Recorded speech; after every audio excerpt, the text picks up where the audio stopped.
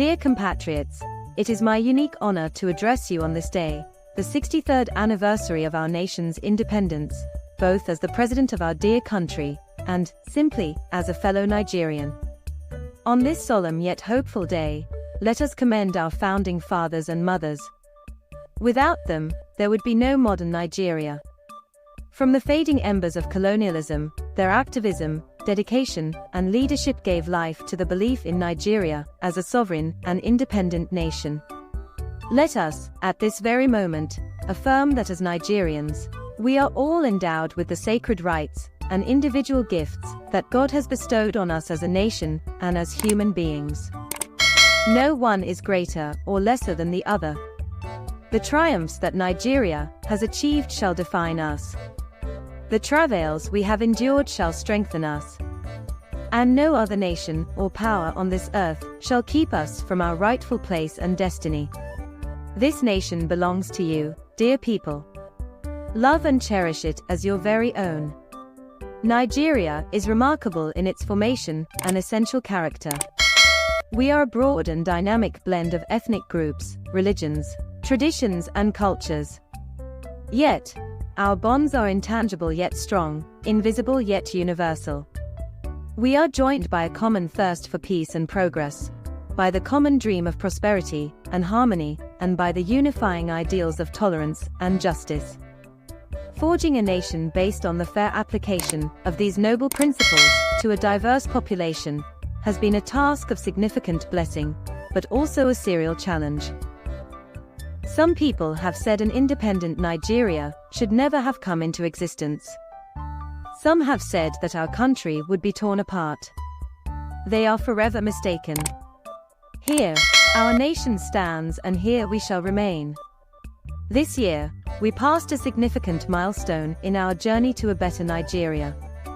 By democratically electing a seventh consecutive civilian government, Nigeria has proven that commitment to democracy and the rule of law remains our guiding light.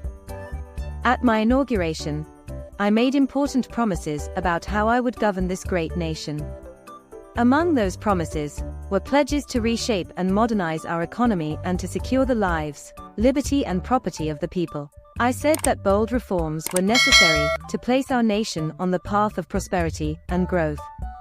On that occasion, I announced the end of the fuel subsidy. I am attuned to the hardships that have come. I have a heart that feels and eyes that see. I wish to explain to you why we must endure this trying moment. Those who sought to perpetuate the fuel subsidy and broken foreign exchange policies are people who would build their family mansion in the middle of a swamp. I am different.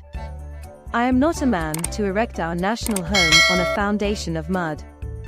To endure, our home must be constructed on safe and pleasant ground.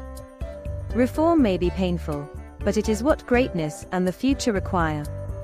We now carry the costs of reaching a future Nigeria where the abundance and fruits of the nation are fairly shared among all, not hoarded by a select and greedy few. A Nigeria where hunger, poverty, and hardship are pushed into the shadows of an ever-fading past. There is no joy in seeing the people of this nation shoulder burdens that should have been shed years ago. I wish today's difficulties did not exist, but we must endure if we are to reach the good side of our future. My government is doing all that it can to ease the load. I will now outline the path we are taking to relieve the stress on our families and households. We have embarked on several public sector reforms to stabilize the economy, direct fiscal and monetary policy to fight inflation, encourage production, ensure the security of lives and property, and lend more support to the poor and the vulnerable. Based on our talks with labor, business, and other stakeholders, we are introducing a provisional wage increment to enhance the federal minimum wage without causing undue inflation. For the next 6 months, the average low-grade worker shall receive an additional 25,000 naira per month. To ensure better grassroots development, we set up an infrastructure support fund for states to invest in critical areas. States have already received funds to provide relief packages against the impact of rising food and other prices. Making the economy more robust by lowering transport costs will be key. In this regard, we have opened a new chapter in public transportation through the deployment of cheaper, safer compressed natural gas (CNG) buses across the nation. These buses will operate at a fraction of current fuel prices, positively affecting transport fares. New CNG conversions kits will start coming in very soon, as all hands are on deck to fast-track the usually lengthy procurement process. We are also setting up training facilities and workshops across the nation to train and provide new opportunities for transport operators and entrepreneurs. This is a groundbreaking moment where, as a nation, we embrace more efficient means to power our economy. In making this change, we also make history. I pledged a thorough house cleaning of the den of malfeasance the CBN had become. That house cleaning is well underway.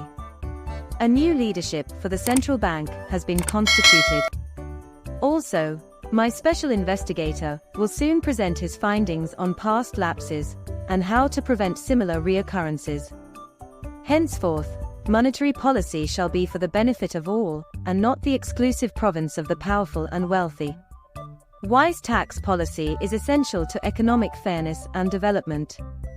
I have inaugurated a committee on tax reforms to improve the efficiency of tax administration in the country and address fiscal policies that are unfair or hinder the business environment and slow our growth. To boost employment and urban incomes, we are providing investment funding for enterprises with great potential. Similarly, we are increasing investment in micro, small and medium-sized enterprises. Commencing this month, the social safety net is being extended through the expansion of cash transfer programs to an additional 15 million vulnerable households. My administration shall always accord the highest priority to the safety of the people. Inter-service collaboration and intelligence sharing have been enhanced. Our service chiefs have been tasked with the vital responsibility of rebuilding the capacities of our security services. Here, I salute and commend our gallant security forces for keeping us safe and securing our territorial integrity. Many have paid the ultimate sacrifice. We remember them today and their families. We shall equip our forces with the ways and means needed to perform their urgent task on behalf of the people. We shall continue to make key appointments in line with the provisions of the Constitution and with fairness toward all. Women, youth and the physically challenged shall continue to be given due regard in these appointments. May I take this opportunity to congratulate the National Assembly for its role in the quick takeoff of this administration through the performance of its constitutional duties of confirmation and oversight. I similarly congratulate the judiciary as a pillar of democracy and fairness. I also thank members of our dynamic civil society organizations and labor unions for their dedication to Nigerian democracy. We may not always agree, but I value your advice and recommendations. You are my brothers and sisters, and you have my due respect. Fellow compatriots, the journey ahead will not be navigated by fear or hatred.